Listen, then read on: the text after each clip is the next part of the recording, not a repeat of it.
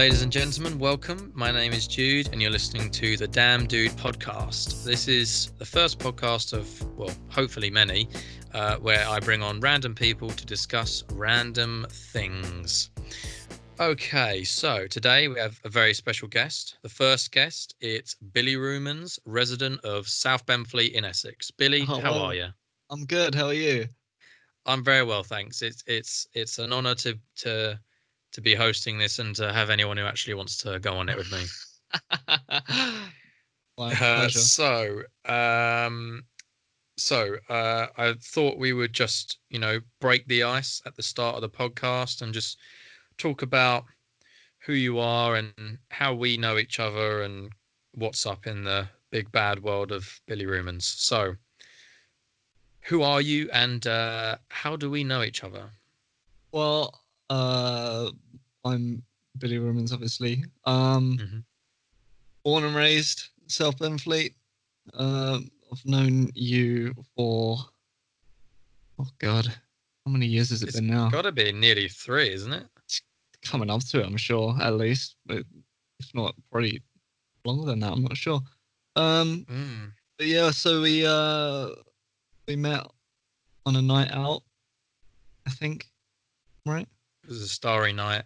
Yeah. It was. I looked across the bar and had a little bit too much J2O to drink, and everything just kind of led from there. Yeah, same for me. Yeah. Well, yes. So me and Bill are friends, and this is the point of this podcast. I'm not bringing on some doctor to talk about, child vaccines, because who cares about that.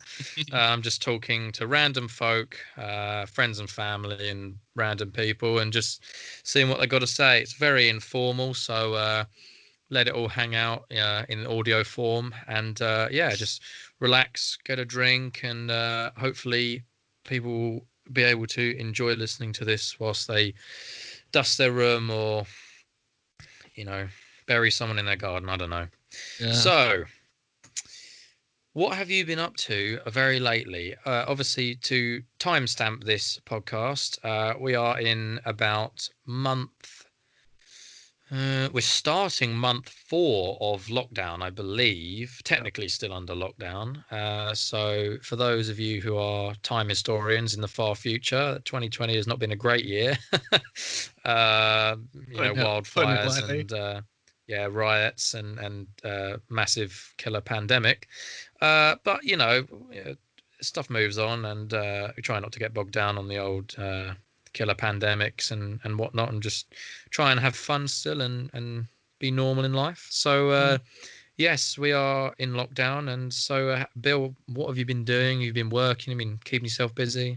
Yeah, I mean, I've been trying to keep myself as busy as possible, but I mean, when everything is kind of grinded to a halt, how easy that is to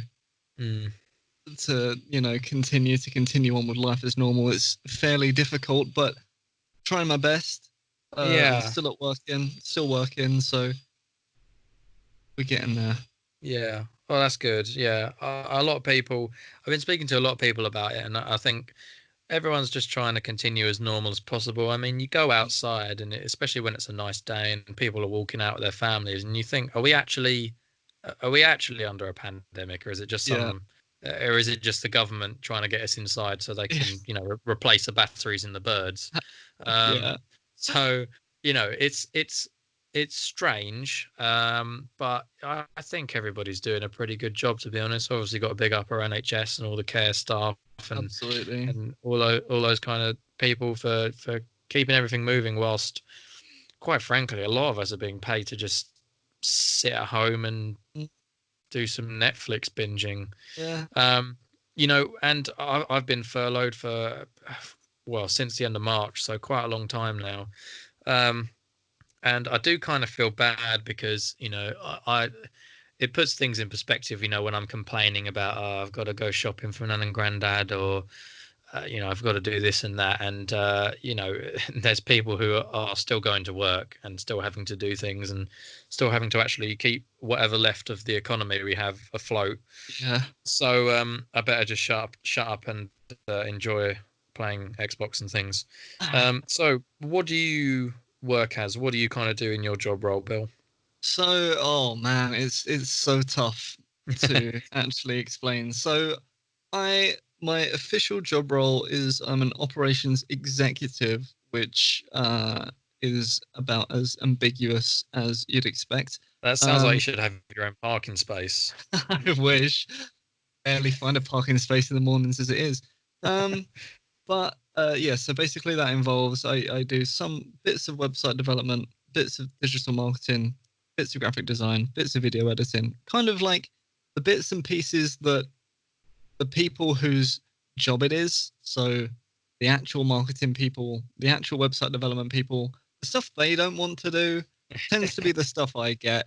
Yeah. So, yeah, I mean that's pretty much it. And then I look after the servers, make sure that the clients are staying happy and whatnot. Nice. Well, it certainly sounds like you got your plate full there. So Well, I try and keep busy. It's always best to try and keep busy. Then it's better to have too much to do than not enough to do. That's oh, very true, very so true. anyway, I start going insane if I don't have anything to do. yeah. Yeah. Okay. Well, that's cool. Well, that sounds quite interesting. I'll try and I won't ask like what company you work for, what's your credit card number and all that other stuff. Just want a general idea. So the last question I have for this icebreaker before we can move on is could you please name me just random 3 things that you like, 3 things that you don't like? Oh, that's again pretty ambiguous. So I like music. I'm a big fan of musical things. Um, I like aviation. I've always been into planes and whatnot. Very cool. Let me try and think of something else. I've just been pretty big into computers for all my life. Cool. So I mean, this kind of job is also kind of fits hand in hand, really. Nice. Stuff that I dislike. I mean, obviously, there's stuff like spiders. Definitely dislike spiders. Uh, trying to think. I don't think a lot of people would like spiders, to be honest. So Yeah, I mean, yeah, I don't mind them, just as long as they're not near me. yeah, yeah. I feel you. Other things I dislike. It can be as vague or as specific as you want. Like the sound of a spoon on an ice cream bowl scraping. Nails on a chalkboard. Yeah, That's one for sure. People that hog the fast lane. There you go. On motorways. Yes. Do you know what? I've got another motorway related thing that really winds me up, and this is especially prevalent. Not so much on like the M25 because I think because it's such a used road, a lot of drivers are a lot more disciplined. It's usually the long kind of I can't remember what the road is that goes all the way southwest. I think. I don't think the direction is awful. I wouldn't. Yeah, I don't think it's the M3, but there's a road that goes all the way down to like Cornwall and Devon, which I had to go down, and I swear, the lorry driving companies tell their drivers, right, as soon as you get on this road, please, if there's another lorry like in the slow lane, please, if it's a 3-lane dual carriageway or whatever, please pull to the side of them in the middle lane and then just sit there. Don't overtake. Don't do anything. Just wave. Just wave out. Have a chat. Open the window. Yeah. And then they just sit there for miles. And if if you're a lorry driver and you're hearing this, I'm sorry, but don't do that. Just don't. Just if you're going to overtake. But the slow lane is there for lorries, unless you've got like turbocharged bloody V16 lorry. Then stay in your bloody lane. Yeah. Yeah. So what happened? I mean, I went down to Cornwall with our friend James in 2017, and it was I reckon 4 or 5 months from when I'd actually passed my test. And I drove all the way down to Cornwall, and there was one section of the road where there was that lorry problem.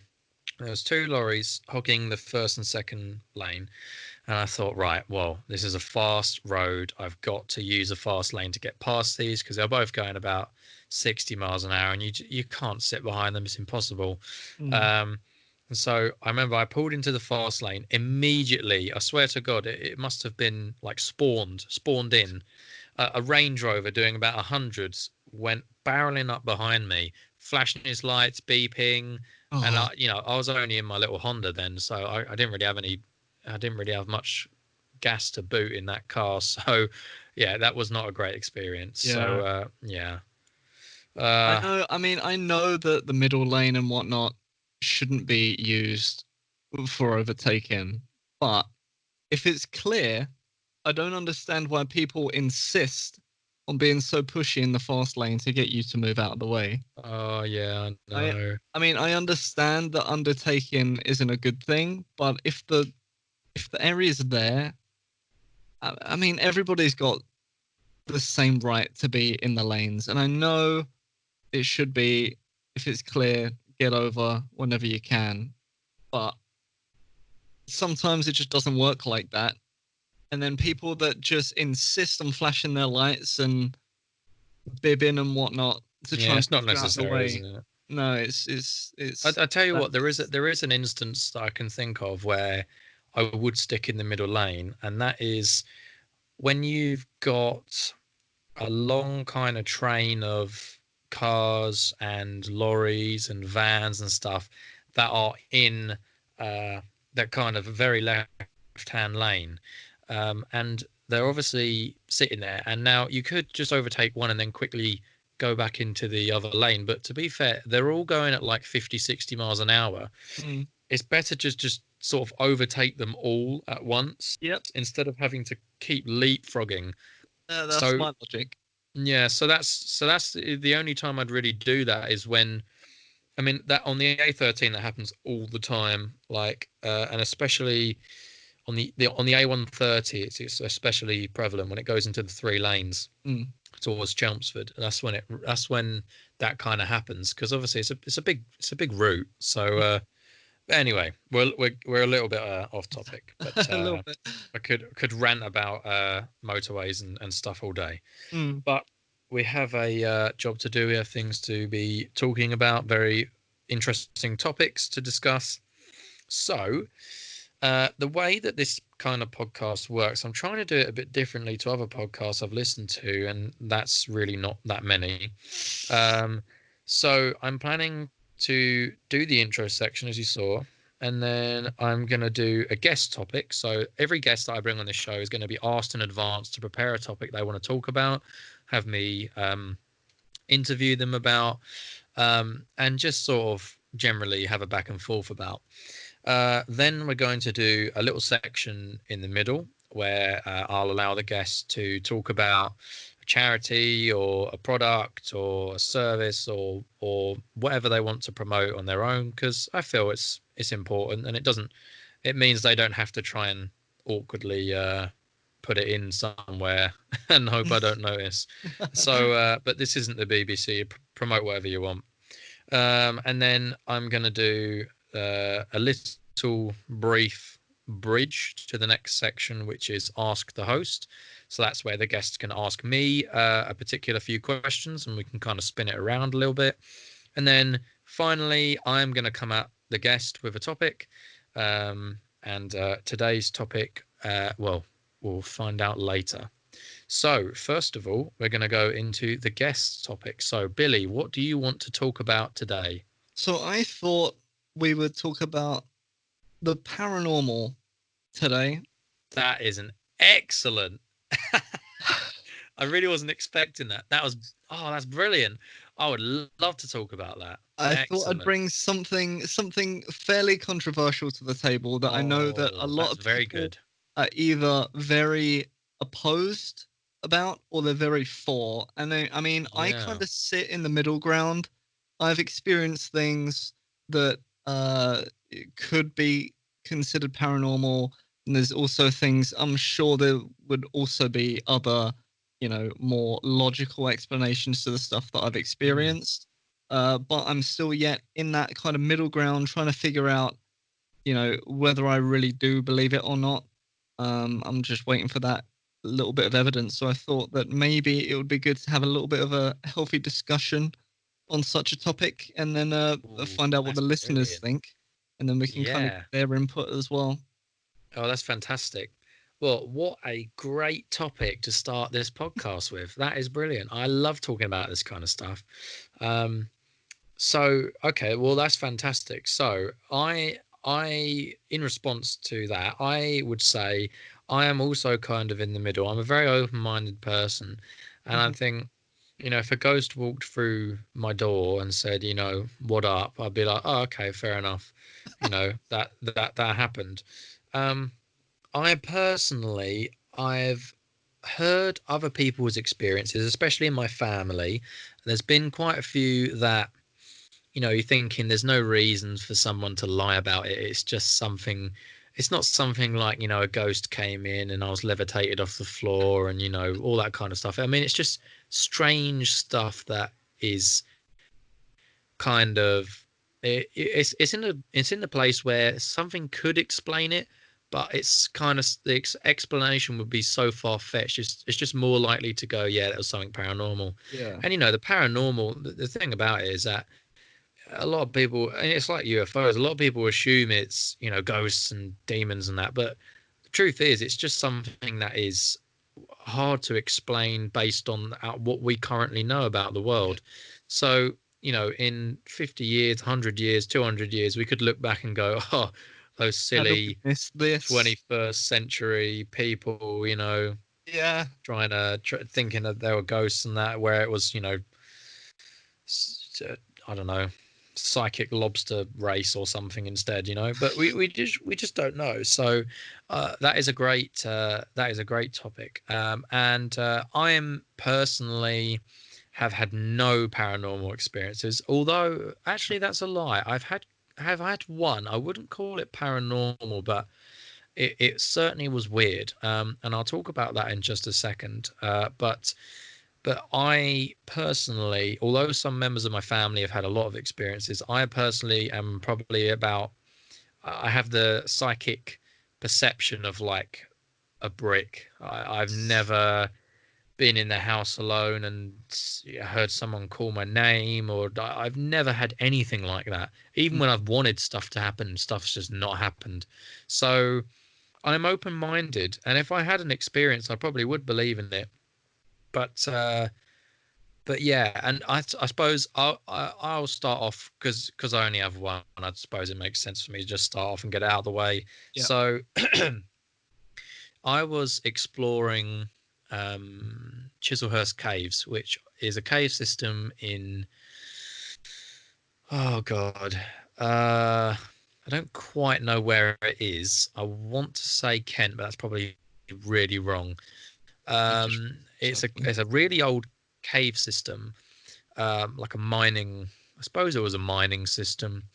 Anyway, a lot of people go there. It's quite cool. You basically get taken on a big underground tour, and these are proper caves. They're not like, you know, a token, Disney World cave where it's plasticine and all that stuff. I mean, they are old, really old limestone caves and that.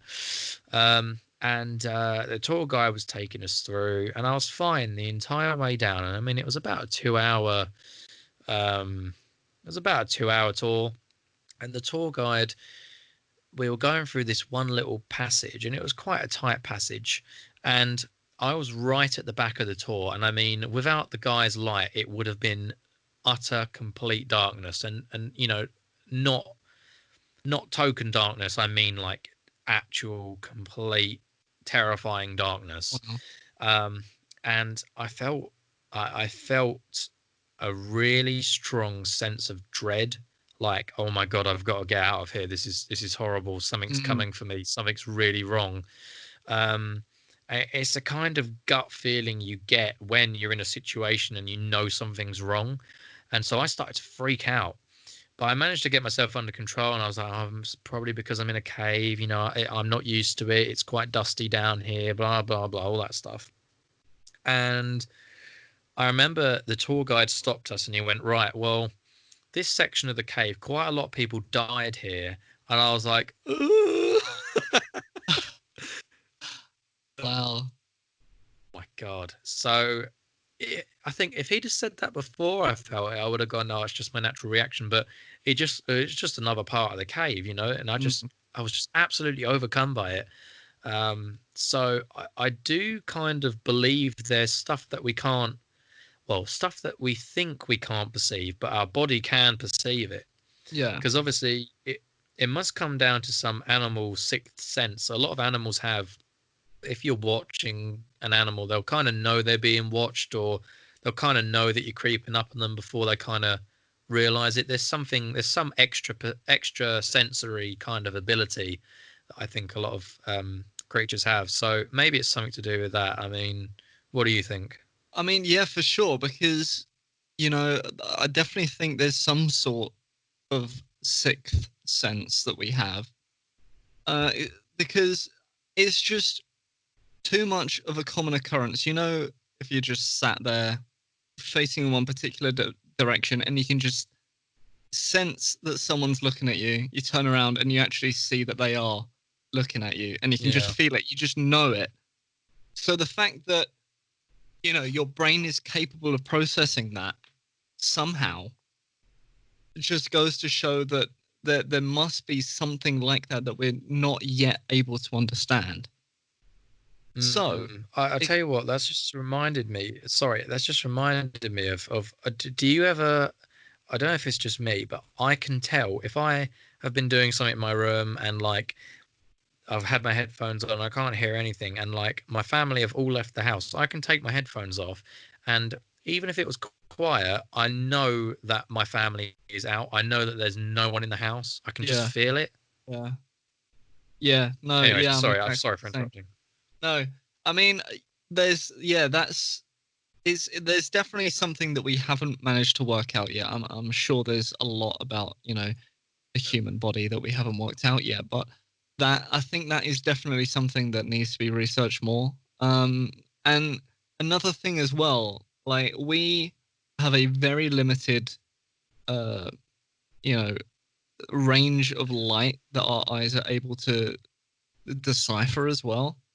Obviously, Mm, you've got different light frequencies that we're unable to see with the naked eye, which yeah.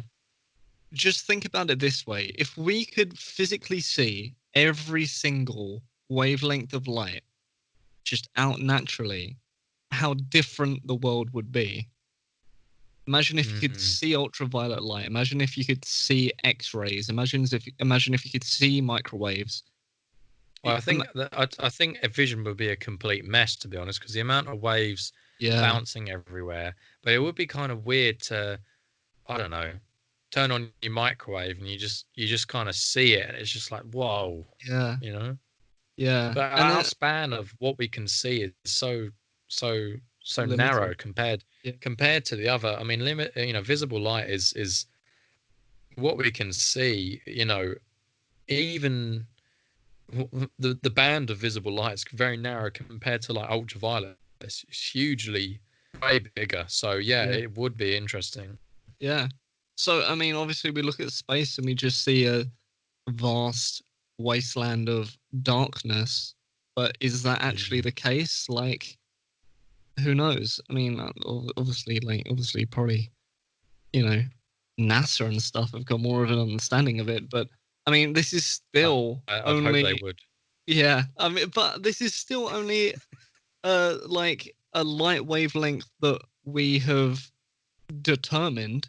There still could very well be stuff outside of this that we're completely unaware of. but we still can't see. I mean, that's the thing. You know, there was a fantastic speech, and I can't remember for the life of me who it is, but it was somebody, I believe it was somebody from the US, maybe someone in Congress or you know, the US government or something. But he said there are known knowns, which are things that we know.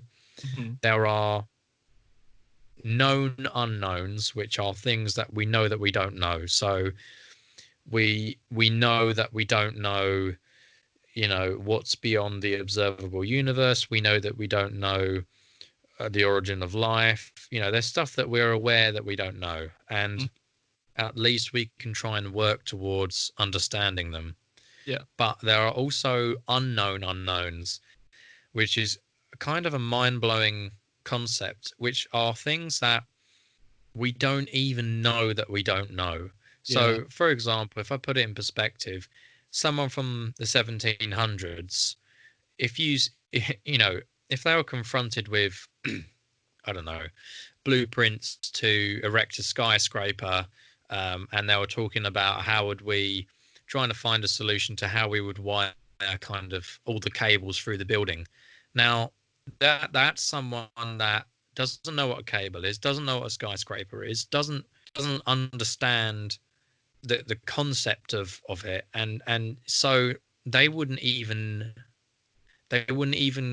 fully comprehend what you're actually asking them, because everything in that would be completely alien.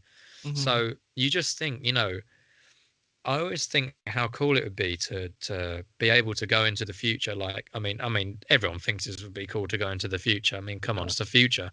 But just to go in 200 years, and I always say to my granddad, you know, he's experienced the biggest technology increase in anyone's lifetime, I reckon. Other than maybe, I don't know, the Industrial Revolution.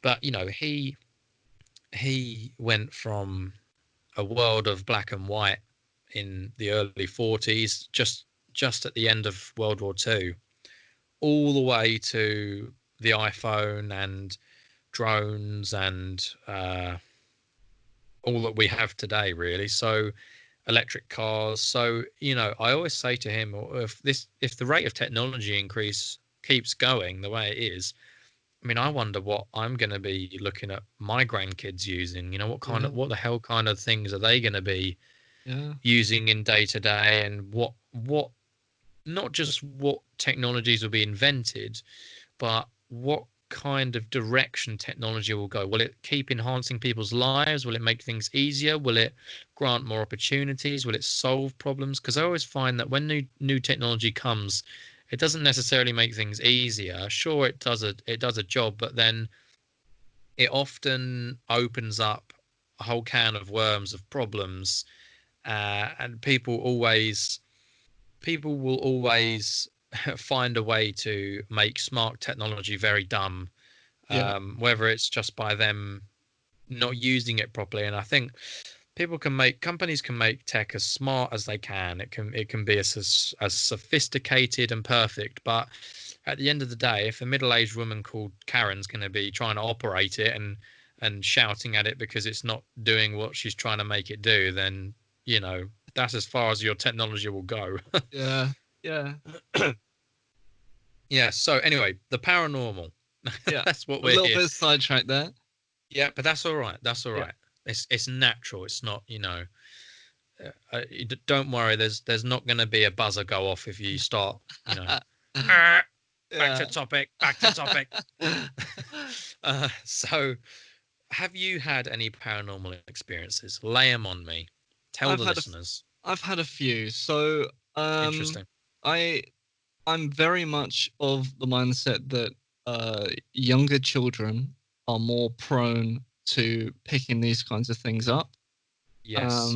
There's plenty of videos online that you can see of, you know, babies in their cribs, and then just, you know, literal babies that haven't even figured out how to crawl yet, you know, sitting up in their cribs or like talking to something that's not there. And I think, That's creepy as hell. yeah, I think they're a lot more prone to these kind of things, and I'm not sure why.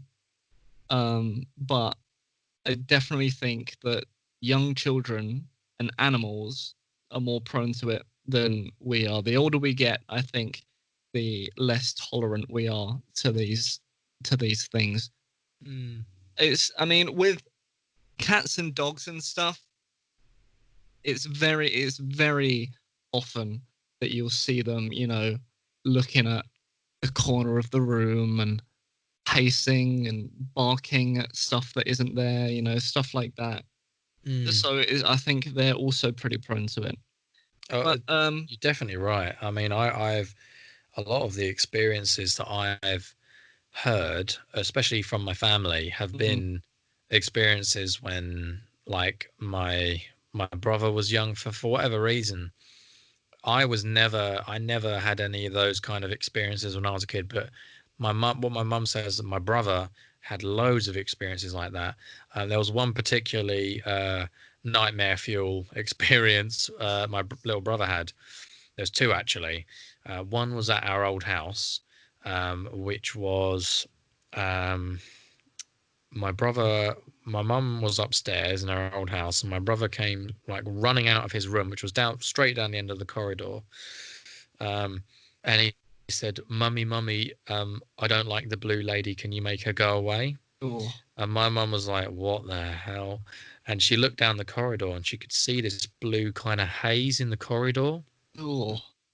That slowly disappeared. And so that kind of thing just makes me go, oh my God.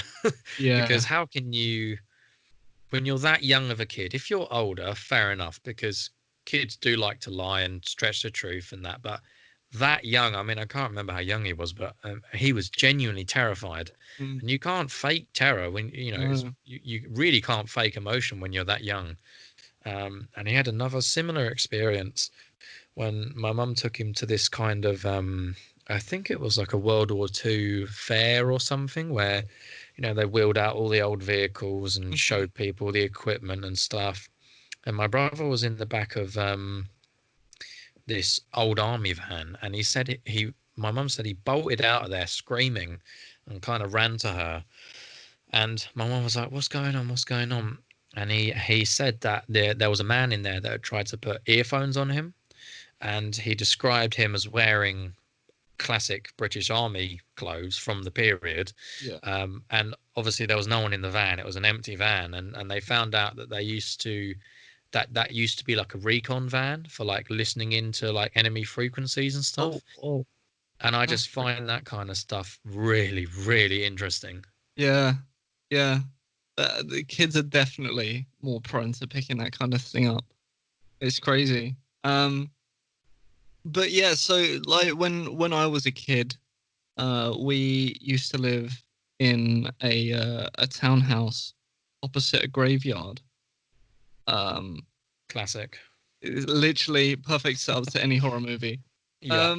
Yeah, so obviously it was 3 tiers. I had like a room that it kind of had a projector and stuff in it. On the ground floor, that was pretty much all that was there, and another bathroom.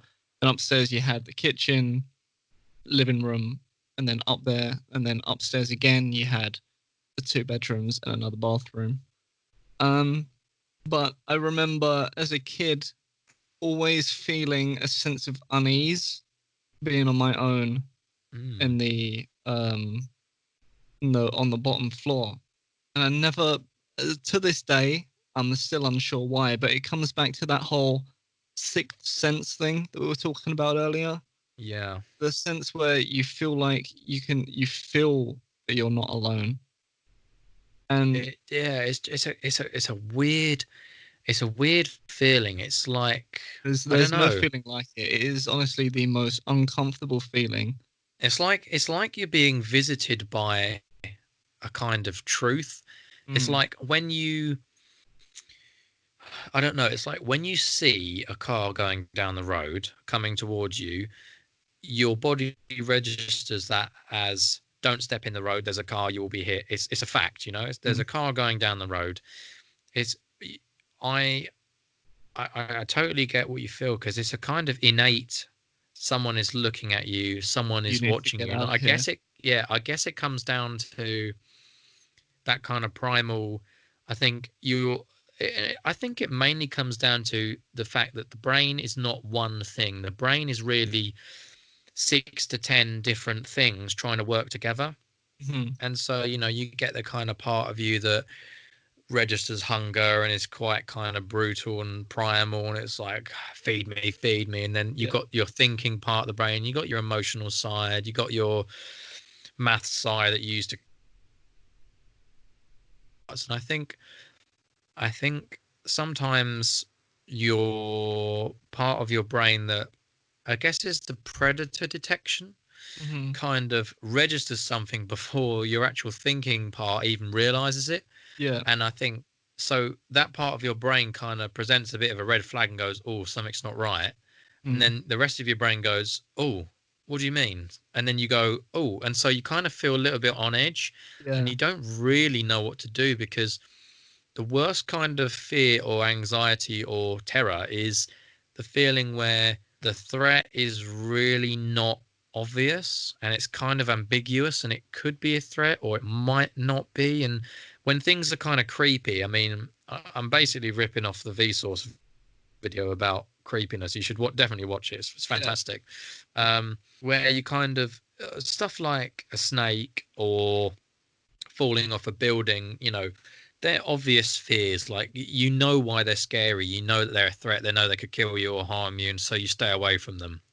Stuff like a child's doll, especially an old vintage child's doll, you get this kind, and I always get this, especially with mannequins in shops. Yeah. When you walk past them, I feel a kind of presence, and I think it's because they're kind of human shaped. You kind of, but they're also not. They're not, and so you walk past them, and your thinking part of your brain goes, "It's a mannequin," and then the kind of other part of your brain goes, "That's someone next to you," and so Mm-hmm. you kind of get this weird. It kind of feels like you're being pulled towards them. Do you know what I mean? Like, Yeah. it kind of feels you feel a presence there, like it's come onto your radar. So I definitely think it's something to do with your brain and how it processes information or detects threats. But it's very interesting, that kind of stuff. Yeah. Um. Yeah. So I mean, yeah. Still to this day, I've got no idea why I felt that way. But I So mean, are you still in that house, or have no, you moved? no. Yeah, we've since moved. I mean, not far away from the old house. It's literally at the bottom of my road, pretty much. So, um, but still to this day, I still have no idea why I feel that way. But I definitely feel the connection to it being so close Yeah. to, a graveyard definitely had something to do with it, because I'm pretty certain that house was haunted anyway. Mm, Um, just you'd hear footsteps, you'd hear things creak when you know that people are in bed. yeah. Uh, Weird. just little stuff like that. You'd put something somewhere, and then the next day it would either be fallen over or moved slightly, kind of thing. Mm, That's an occurrence that's happened to me on numerous occasions in that place. But weird. I mean, there's one occurrence where I actually saw something in that place, and I remember this could be down to the young, feeble mind and the fact that I had literally just woken up. But Yeah. there's something about it that doesn't sit right with me. I Yeah. remember it was probably about, I want to say, between the range of 8, 9, or 10, probably near 8 or 9. I woke up. Um, I mean, the fact that I woke up in the middle of the night is also pretty strange. I feel Um, like every weird experience happens where you suddenly wake up in the middle of the night and you yeah, go, "Why am I awake?" yeah, And unexplained. There then was something happens. literally no reason why I should have been awake. Like, there was no noise, nothing. I just woke up one night in the middle of the night. It was probably, I don't know, early hours of the morning, something like that. Um, but I woke up and I just remember this dark, shadowy figure just sat on the end of my bed, kind of like if you were just, if you went round someone's house and, they had no chair in their room or something, so you just sit sideways on the bed. So feet were off the bed, just sat in a normal sitting position, and was just staring at the door. It didn't do anything, but I remember waking up and physically seeing that human-like black shadowy figure just sat on my bed, just not doing anything, not saying anything, just being sat there. I remember freaking out, just vibing, just straight vibing, just being sat on my bed. And I remember kicking it because I was freaking out. And I just remember it falling off of my bed and then just going through the floor and just disappearing. Oh, weird. So it's not like it was a teddy bear or something that because of the light, it just fell off and then stayed on the floor. Because I remember kicking it off the bed and then actually seeing it fall through the floor and then it was gone. See, sometimes you can, especially I found, I mean, this is a whole other talk, which I hope to do with our friend Ralph, eventually talk about dreams and stuff, because he has some mental That would dreams. be cool. Yeah. And it's something that I've found when you have, especially lions on the weekend, and you're having that kind of early morning, you go through kind of cycles of kind of waking up slowly and then going back to sleep, drifting off, and you often have really vivid dreams that are very close to when you wake up and stuff. Yeah. And yeah, it sometimes you can have experiences that sound that are kind of real, but you kind of you're half asleep kind of still, and you can kind of imagine stuff, but usually once you sit up and go, oh, what the hell, like it usually stops. So the fact that you actually freaked out, kicked it, and then it interacted like something in real life is just it's Yeah. absolutely mental. Yeah. That's what I mean. And that's probably my first ever encounter with something that could be perceived as paranormal. I've that's really the only time off the top of my head anyway that I remember seeing something. All of my other experiences have been hearing things and What have some physically of those been? interacting with things. So over the past probably 4 years or so, I've been attending a few ghost hunts with my friends. Excellent. I mean, it's fairly controversial because all of those were with, television's Most Haunted. So, yeah, we've attended a few of those, and there has been a few times, two occasions that I can think of off the top of my head. I'll talk about the slightly less interesting one first, and then we can move on to the other one, the more recent one afterwards. But the first one was probably around about probably June. It was of 20. I want to say 2016, 2017, somewhere between that. Okay. And it was at the London Bridge Experience and Tombs. Ooh. So we were down in the London Tombs. There was like this little scene down in there because obviously it's a tourist attraction during the day, but also during the plague, I believe it was where a lot of bodily remains were found, where they had buried people that had died of the plague, where the tombs are today. So they have this like hospital scene, and I know you go into a creepy location and you're kind of expecting, you go in there, you see that it's decorated creepily, so your brain is automatically putting all those things together, but it had nothing to do with me feeling eerie or something like that. It was literally, we were all sat down in a circle and then we began calling out. Then we used this thing called an EMF detector, which essentially reads, I believe it's radio waves or electrostatic waves, something like that. I think it's the electromagnetic spectrum. It kind of detects, because I know what you're talking about, because they use that on Most Haunted and on some of the other shows. Yeah. Yeah. So we were calling out essentially, and then we just decided to put it down. One of the women that were working there decided to put it down in front of me. And then we were all calling out, asking questions, and then we then said we were asking yes or no questions, and we were saying if it's a yes, walk towards the EMF detector, set it off, so that way we know it's a yes, and if it's a no, just leave it, and then we'll know that's a no. Mm. And then we were just asking questions, and we were getting intelligent responses. Wow. Through.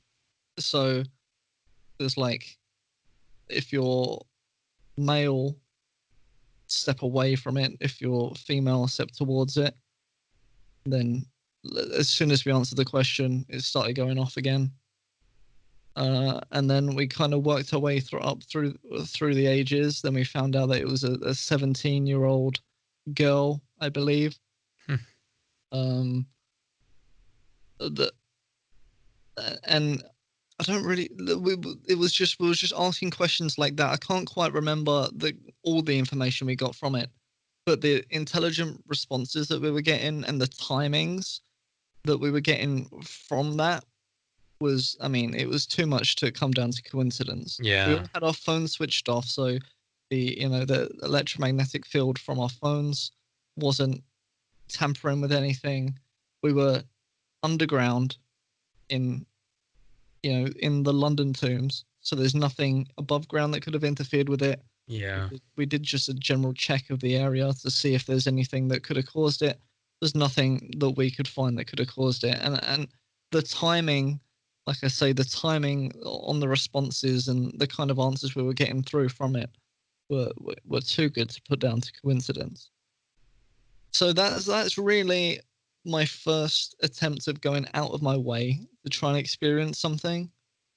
And I've been to a few since. I went to Shrewsbury Prison on a ghost hunt as well. That was an overnight one. Didn't really experience anything massive to my knowledge there, but it was kind of just cool to have. I think it was like had like 18 hours or something to just walk around, just take in this old abandoned prison, and had free reign to go wherever we wanted. So I just spent the whole time just walking around.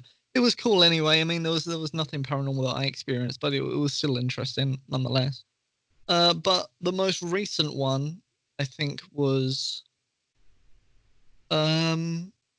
it could have been last year or the year before my birthday. I think it was the year before. Yeah, because I was in Poland last year, so it was the year before that. On my birthday, they had yet another sleepover event, but this time it was at a place called Codnor Cottage, which is in Codnor. It's a little farmhouse just next to the heritage Codnor Castle. All right. I think there's a 2-part Most Haunted episode on it as well, which quite a lot happened. But we were there. There was a small group of us, and Carl and Stuart from Most Haunted were there as well. Oh, wow. And then we were kind of just asking out questions. We're in like this little abandoned bathroom thing, actually, funny enough. And we're just asking questions.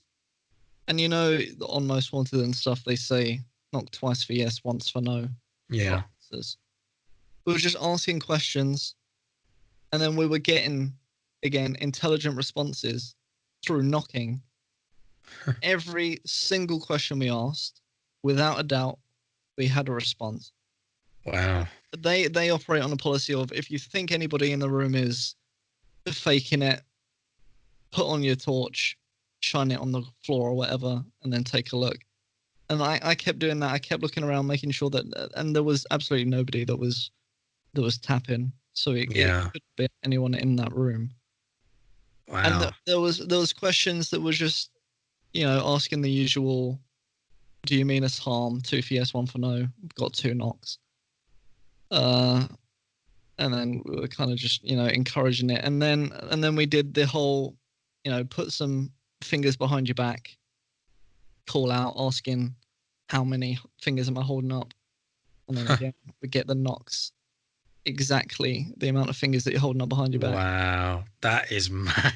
It was, honestly, that is the most evidence that I've ever experienced that anything to do with the paranormal. And still to this day, I cannot fathom, how else, other than paranormal, what else that could have been. Because again, the answers were too specific. The whole, how many fingers am I holding up, and then getting it bang right, and then Did you get chills when that happened? Yeah, man, it's crazy. It is absolutely insane, because you're like, there's something here, or somebody, but I couldn't see anybody that it was. There's something here.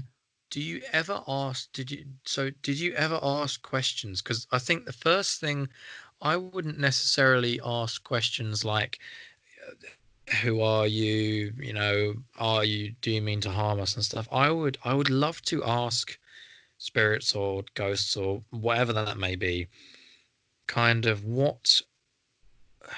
it's hard to put it in a yes or no question, I guess, but kind of, where are they? How are they existing? What kind of experience are they having? Yeah. What was it like for them dying and then coming into whatever existence they have now? That's the kind of stuff I would want to, I guess, research in a way. But that is absolutely mad. I mean, that is that, and it's like you said, you can't. There's some stuff that you think, oh yeah, it's the wind creaking the roof, or that kind of stuff. But when you're getting those kind of responses that are literally that specific, and it's so specific to the point where you're saying knock twice for yes or once for no, and then you're asking questions immediately after you've asked the question, you get a response, and it's I cannot explain it. It is the weirdest sensation, because you hear knocking, and then you assume that you go, oh, that's just coming from the floor, or that's coming from here. But you can never trace the source of where it's coming from. Weird. So you can't even so it's not even like you kind of hear or feel it on the wall or the floor. I mean, it's just the sound of a knock. When we were experiencing it, there was probably, I'd say maybe 10 to 15 people in that room. And pretty much everybody in there had a different idea on where they thought the knocks were coming from. I could have sworn, I was kind of stood by the wall, and I could have sworn that, so where I was stood, it was just wall and then outside. So it was just a brick wall to my left, pretty much. Mm-hmm. And it sounded like the knocks were coming from inside the wall, not on our side, not on the outside, but in the middle of the brick. That is where it sounded like to me. Wow. But other people, it sounded like it was down the corridor. Other people, it sounded like it was coming from the floor. Other people, it sounded like it was just coming from the corner of the room. For different people, it was coming from different locations. So it was so difficult. I'd understand if it was just coming from the floor, then you could just say something like, it was just somebody downstairs with a broom pole. Or there's a creature, like a rat or something in the floorboards. Yeah. But the fact that it's so nondescript. Yeah, wow. And it's just coming from... You can't really deny that, can you? Exactly. It's That's like, amazing. how do you try and debunk that? So when you were there in these places, because there's some episodes of like Most Haunted and stuff where they go in and there's been stuff that's flown at them, or there's been stuff that is a little bit more than a knock. It's been more like, I suppose you would say, more aggressively active. Have there been any experiences that you've had where you've kind of either walked in a room or you've started asking questions and you've kind of felt more of a stronger presence, or there's been some kind of indication that there's something really strong there, or have you felt something, or? I mean, I've never had anything thrown at me that I can remember. I know at the Shrewsbury prison sleepover, me and my friend we were in the control room, so to speak, just the big reception room where we would all just chill if we wasn't, ghost hunting at that point. We were sat in there, we were everybody regrouped. So you go off and you do a little bit of a ghost hunt, then you regroup for a little while, just have a little bit of tea, and then you go off again to another group, to a different part. And then it's while we were in this reception room, kind of the rest of the Most Haunted Experience team were, just going through the rooms that we were in, just to make sure that there was no stragglers, just, the fake things.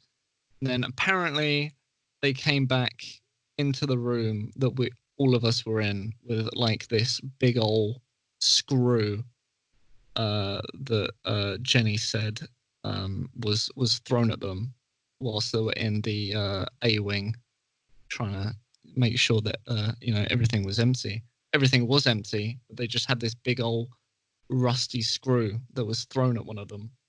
Weird. I've never experienced anything like that. I've done Ouija boards, and I think only once or twice have I had anything from it. But Ouija boards, again, unless you know everybody that is participating in it, and I mean, going to these ghost events, you don't know everybody that goes. Yeah. So if you're doing a Ouija board with other people that are just there, you don't know if they're pushing the planchette. You don't know if it could be anything really. So I've had 2 occasions where it was moving and giving responses, but I find that that's quite an easy one, unless you're doing it with friends and you know that nobody is manipulating it. I think that's quite an easy one to debunk anyway. Because whereas the knocking and stuff, I mean, how can you explain that other than ghosts? Yeah, exactly. So yeah, I've had a few experiences, but the knocking and stuff like that, and the EMF, I think, are the 2 that are the hardest for me to debunk, and the 2 that I think are pointing more towards paranormal activity for me, at least. Wow. Okay. Well, that was fantastic. There's some really interesting things there. We are going to move on. Unfortunately, I could talk about the paranormal every day. So,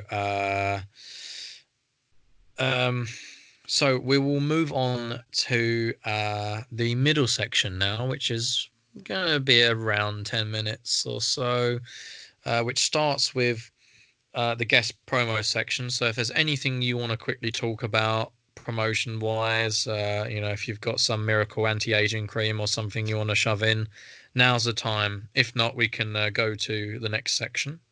Well, I don't really have too much to promote, to be honest. I am in the midst currently of starting a YouTube channel that kind of focuses on the paranormal and creepy things. But that's only just got a trailer at the moment. But once that's up and running, I expect to be pumping out videos kind of once a week on that channel. That is Static Apparition on YouTube. Okay, I'll stick that in the description as well in the YouTube video. So that's really cool. I'm sure a lot of people, especially after listening to this, would be really interested in that. I certainly would be. So that's really cool. Yeah. So yeah, the kind of things we'll be focusing on is obviously like the paranormal and stuff, and conspiracy theories, and just all dark things that are a little bit creepy. A few probably controversial things as well, but I mean, it's always good to kind of have different views on things. So that's essentially what we're going for with that channel. And then, like I say, soon I'm going to be starting work on the first video, I think at some point today or at some point this week, and then hopefully within the next couple of weeks we'll have a proper full-length video on that channel. I want to keep them, at maybe like a 20 to 30 minute length as well, so I want them to be kind of interesting and investing to watch, than just like a 9-minute video or whatever. I want to put in as much effort as I can. That's really good. And obviously, you come from that kind of creative media background, so I'm sure the production on it's going to be pretty good. I try my Um, best. so yeah, I'm really looking, I'm really looking forward to that. So, the next section, which is really the bridge section into the other topic, is called Ask the Host. So obviously, my job is to ask you questions, and because really, it should be the guest that has the most to talk about. The host, unless you're someone really interesting, no one really cares. So, but this is the opportunity for you to ask me a few questions, and just if there's anything you want me to talk about, and for you to change seats and be the interviewer instead of the interviewee, now's the time to ask them. So I'm ready. Well, I'm just trying to think, to be honest. Um, If there's nothing, then it's all right because I feel uh, like we mostly covered a lot of it in the discussion that we had. There's nothing, off the top of my head. You've obviously explained your experiences and your mhm. family's experiences. Um, so we've covered a lot of that already, to be But just honest. if there's anything in general you want to ask me, just doesn't have to be related to a topic. It could just be in general my thoughts on things, or Yeah, I if mean, you can't yeah. think of So anything, just yeah, just how are you holding up with the lockdown and the pandemic and stuff, and how do you think the world is going to change after lockdown is over? Let's go for that. all right. Yes, good question. Yeah, I'm holding up all right. I'm spending most of my time busy, doing things, making the most of not having to go to work. Um, I've been doing a lot of my music. I've been doing a lot of creative things. I obviously started this podcast. I must give credit to one of my friends, Amelia Stennett, who you might know from King John, And my primary school, actually. who, oh, and your primary school. Yeah. Oh, well, Billy says hello. Because she kind of gave me the idea to do this, because I started a Snapchat rant, kind of private snap, and apparently people like to hear me speak, which I didn't really think would happen, but oh well. So yeah, so I kind of started this, and hopefully I'm going to do a fair few episodes. It's been quite fun so far. Um, and yeah, so I've been trying to do some creative bits. As far as the world changing, uh, I think that there, I think that the pandemic has changed things negatively, economy wise, and interrupting things. Obviously, people haven't been able to go on holiday, people haven't been able to do stuff. But I also think that it's done a lot of good as well. And Mm. obviously, I don't mean killing loads of people and causing loads of hospitals to go into, massive death spirals or anything. But I mean, in the way that there's been barely any pollution whilst humanity's been sheltering Yeah. inside. A lot of really, really, really nice community things have happened. You've had the clap for the carers. Yeah. You've had a guy doing an online pub quiz that's been trending on YouTube without hesitation every week.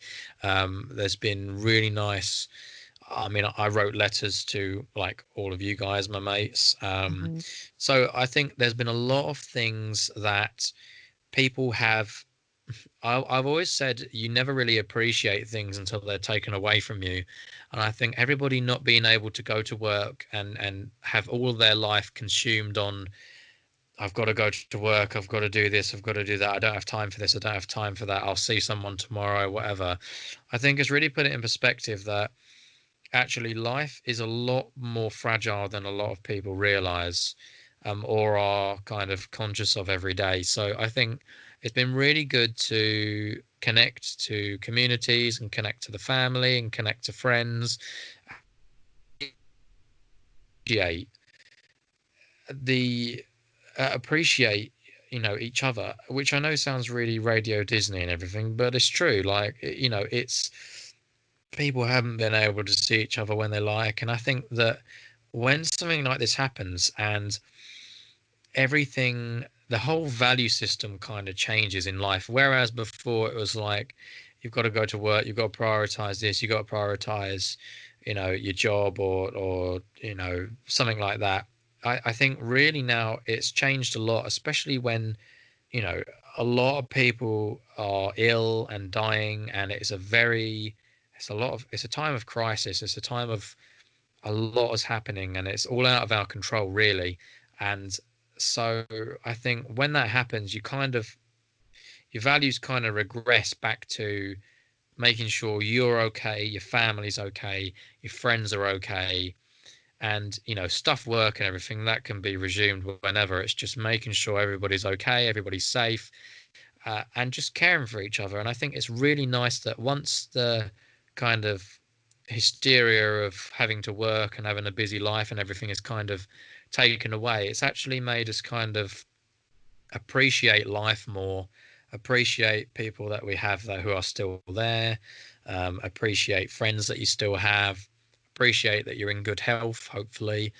And just it I think that it really does give you a whole fresh perspective on things. And I think a lot more people are going to be better off because of this pandemic in a weird way.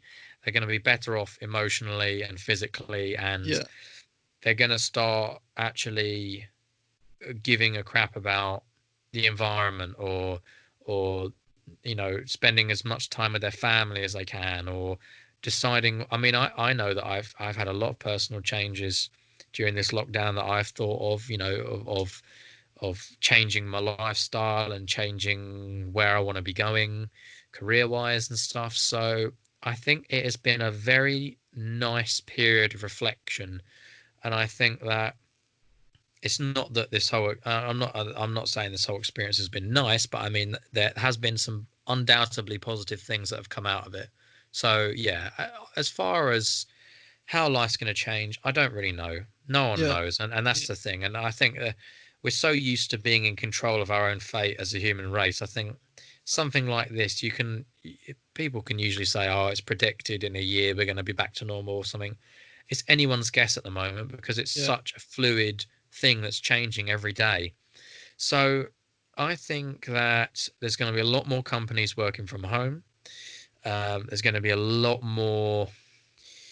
Obviously, a lot of the health and safety policies that have come in to do with face masks and gloves and stuff and hygiene are going to stay around for a long time, even after the pandemic's over. I think Yeah. people are going to be very conscious of, right, that was a learning experience, but let's, for Christ's sake, not do that again, Yeah. because the economy can't take it again. And Yeah. so, and I also think there's going to be a lot of tension around China and its kind of what it's going to ensure. And a lot of countries are going to have to really tighten up their health and safety and standards for things, because that was pretty much how it started spreading, just unregulated goods and food and drink and stuff. And Yeah. it's taken the entire world down. So it's a hearty reminder that we're not invincible. And even with our technology and electric cars and 5G and everything, we are still flesh and blood that can be easily killed. And Hmm. I think, which is, hopefully doesn't sound too morbid, but you know what I mean. Yeah. I think we take for granted how lucky we are that we are shielded by a lot of our technology, but it only takes one thing to slip through the cracks, and Absolutely. a virus that is particularly good at taking down humans. And but people have got to realize, from the dawn of time, from the dawn of when we were primates, or at least common ancestors, we have been constantly at an arms race with bacteria and viruses all our lives, thousands and thousands and millions of years of one side evolving just trying to outdo each other and compete. And so I do think that unless modern medicine changes and stuff, a virus or a bacteria will be the downfall of the human race. Yeah. It could very easily wipe us out. For sure. So yes, but enough doom and gloom. So yes, that's how I think things are going to change. Yeah. But the long and short of it is, who knows? Exactly. Uh, so we now come on to the final topic of this podcast. Can you believe that it's nearly the end? Oh, no. What a fantastic experience it's been. Um, and for some reason that came out really sarcastic, but I didn't mean it to sound like that. So the next topic is humor. This is what I want to talk to you about.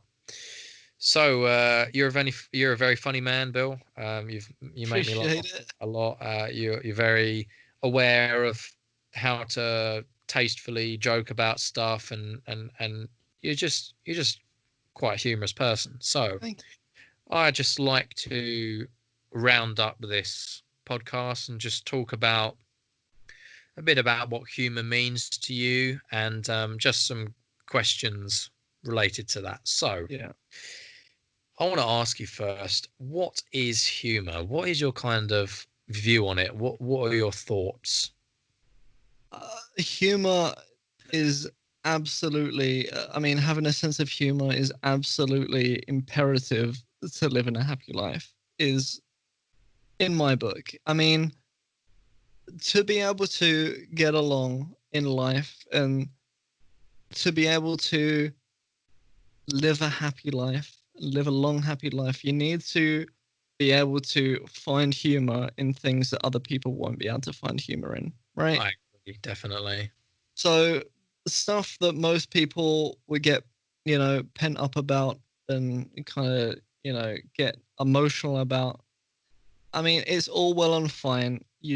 There's a time and a place for, being emotional and getting upset over things, but it it it definitely improves life when you can get to a point where you say, I've had my thoughts on this, I've felt sad over this, but I'm now at a point where I can look back and I can kind of make fun of it. And when you can look back on things and you can kind of make little, offhand jokes about it, that kind of then it enables you to, see the world in a different light, and to be able to, be able to joke about these things means that, oh, I don't really know how to explain it, I but know what you mean. Yeah, it reminds me of a saying, which I always like to employ, which is you gotta laugh, otherwise you're gonna cry. You know, yeah, it's the kind of you gotta make light of a situation, even if it's not ideal. And that's something I always try and do, and I always try and encourage people to do. Is just it's not the end of the world. Bad stuff happens to everybody. yeah, Mistakes happen. The best thing you can do is just take the mick out of it and move on. Really. yeah. I mean, life goes on. Very Something can true. be, if it could be as simple as something as, you losing your job. Obviously, it will suck at the time, but it takes a different type of person to be able to look back on it and go, you know what, I can see some humor in this. Like, Definitely. I did this wrong, I did that wrong, or the way that the company operates, something like that. You can look back and go, oh well, that maybe it was for the good, and then pick it apart, make jokes about it, and then when you can make jokes about these things, that's when you start to realize that you are in sole control of the way that you feel. If Mm. you feel upset over something, but you're able to pick it apart and kind of laugh about it, you'll immediately feel better about the situation. If you Yeah. just sit there and you get upset and you make a big deal out of things, and then you kind of keep yourself in that mindset, it's going to be a very sad and depressive mindset, and you're never gonna be able to see the light in things, and you will be shocked to find out how easier the world is when you're able to look back on things with a sense of humor and Mm. make light out of certain situations. I think that's very profound, Billy. I think that's very. I definitely agree with that. So a bit of an interesting question. Mm-hmm. Do you think is it bad to laugh at some things? Are there some things that y- you shouldn't ever find funny, or regardless of context, you should never laugh about, or because there are some things that obviously aren't inherently funny to a lot of people. Like if you see someone fall over in public, someone might go, "Oh no, that poor man." I just laugh, Yeah. and sometimes you think, "Oh, maybe I shouldn't have laughed at that." Yeah. So, do you think there are any things that are inherently like you shouldn't laugh at, or that you kind of find yourself laughing at, or do you think there are any things that you definitely shouldn't laugh about? I don't think there's anything that you shouldn't laugh about. Uh, I mean, Ricky Gervais is another one that's big on this kind of thing. Hmm. A lot of people try and, always try canceling Ricky Gervais because he's very controversial about making jokes about, things that have gone on in Hollywood and, you Yeah. know, travesties in the world.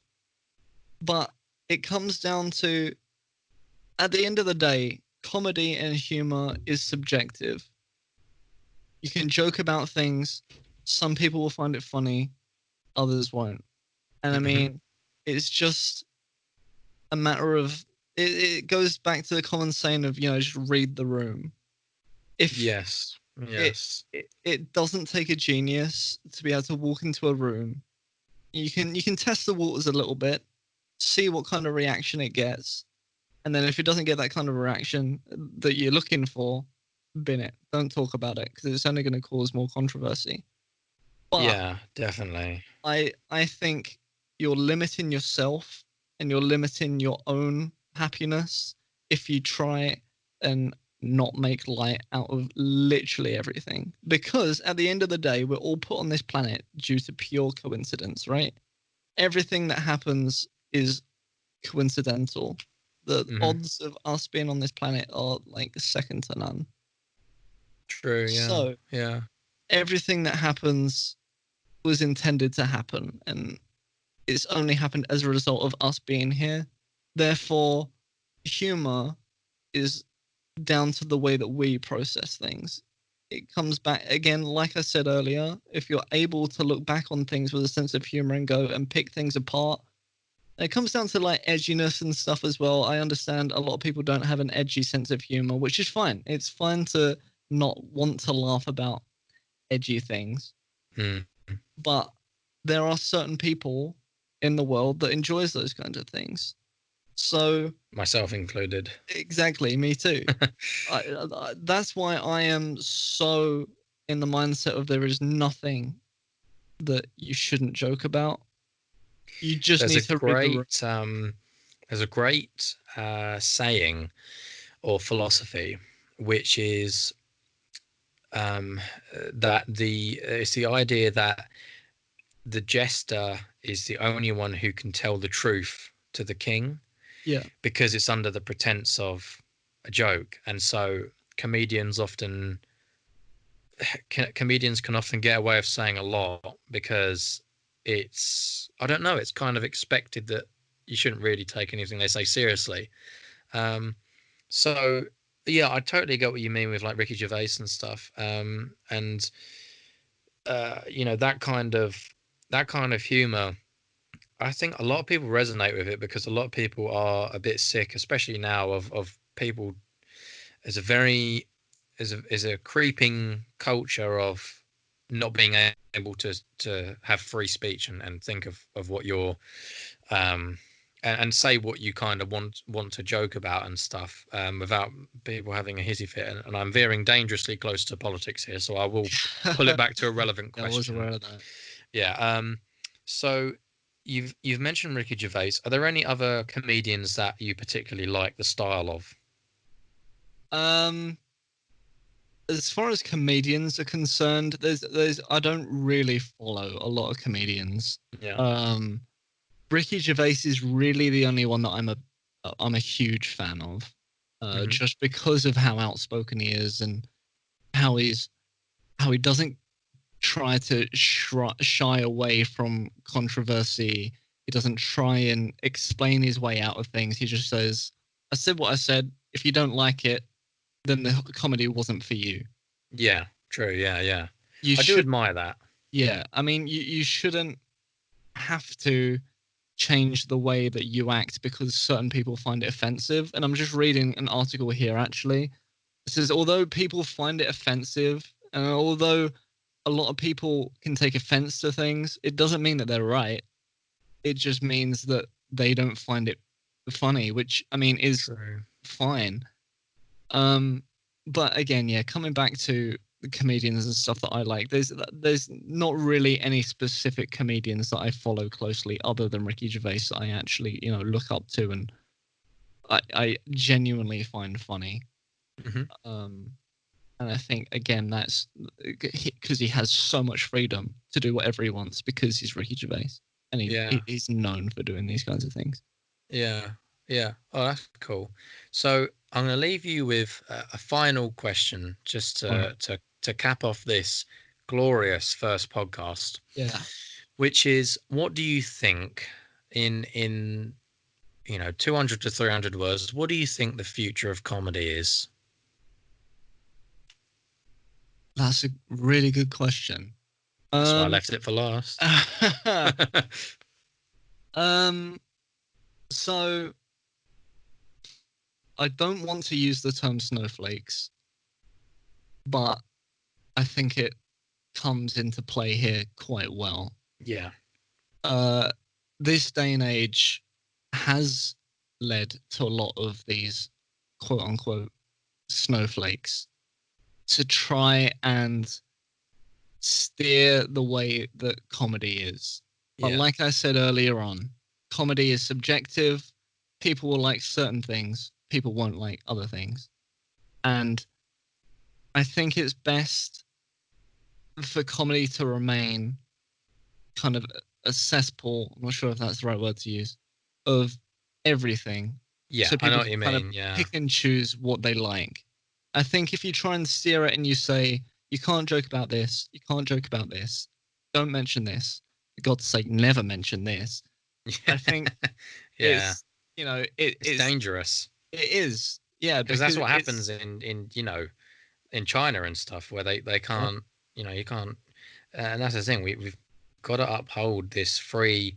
It comes down to, if you're offended by something and something's not to your taste, then don't listen to it. Go somewhere else. Find something that you find funny. Find something that you're comfortable with, and just don't.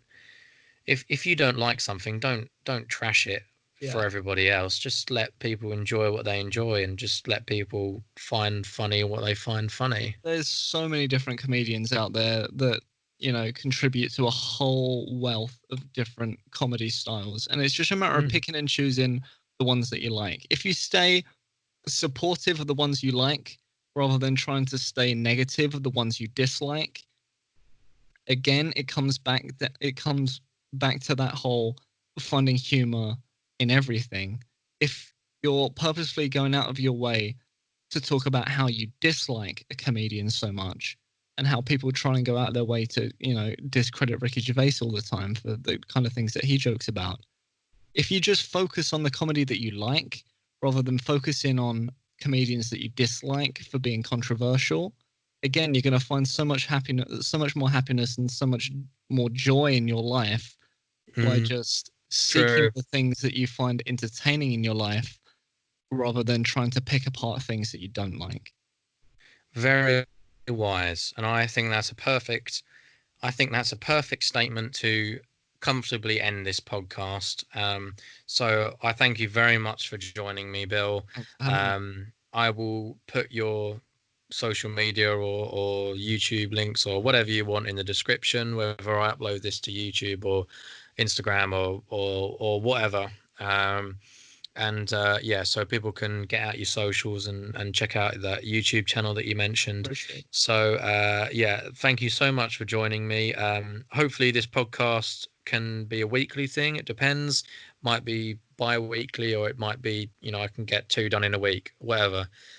Hopefully there's a lot more to come, and I look forward to talking to a lot more people on different topics. If anyone's listening, put something in the comment if you want me to talk to someone about specific thing. If there's any questions you have about what we've talked about today, just stick them in the comments. Me and Bill will try and answer them. And yeah, I hope people have enjoyed listening, and I hope to see you on further podcasts. So, Bill, again, thank you very much for coming. Appreciate it. All right. Well, I think, yeah, there's not much more to say. So, peace out.